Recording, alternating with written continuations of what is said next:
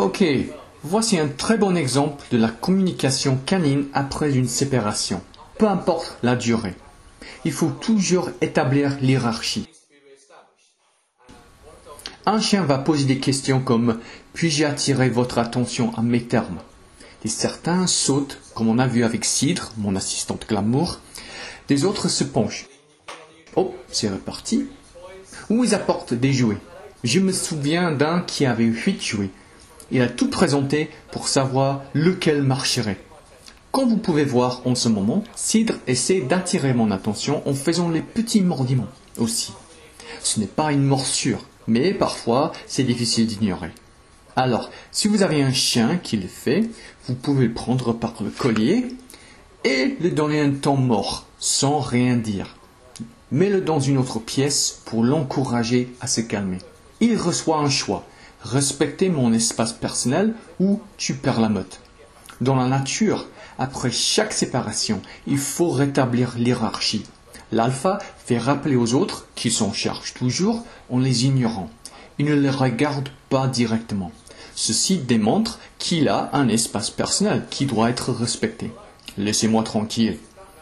On attend le moment que le chien nous laisse tranquille aussi. Cette fois, Cidre se réfléchit un peu plus, mais sans doute ce comportement est quelque chose qui marche normalement. Je la montre. Pas maintenant, toutou. Il faut attendre que je suis prêt. Elle m'a quitté beaucoup plus vite cette fois. Dans ce cas, il faut que Cidre se calme au lieu de simplement me laisser tranquille. Je ne dois qu'attendre que mes chiens me laissent. Ils n'ont rien à prouver. Ils me comprennent très bien. Pourtant, ils posent toujours la question, même si c'est calme. Vous attendez que l'intensité et la fréquence se diminuent chez le chien tout d'abord. Le chien dit « Je comprends, mais je dois savoir ». La raison pour qu'ils doivent demander, c'est parce que, d'après eux, n'importe quoi peut nous arriver pendant notre absence. Et dans la nature, ils peuvent rencontrer une autre meute de loups, voire un ours. S'ils sont blessés, ils ne seront plus à 100%. Donc, les autres doivent savoir si tout va bien. Alors, lorsqu'un chien pose cette question, il faut lui donner la bonne réponse, peu importe ses façons d'attirer l'attention. Il faut exerciser les 5 minutes en or. On les ignore jusqu'au moment qui nous laisse tranquilles. Pour un chien hyperactif, c'est une bonne idée d'attendre quelques minutes de plus après qu'il se calme, même le laisser endormir.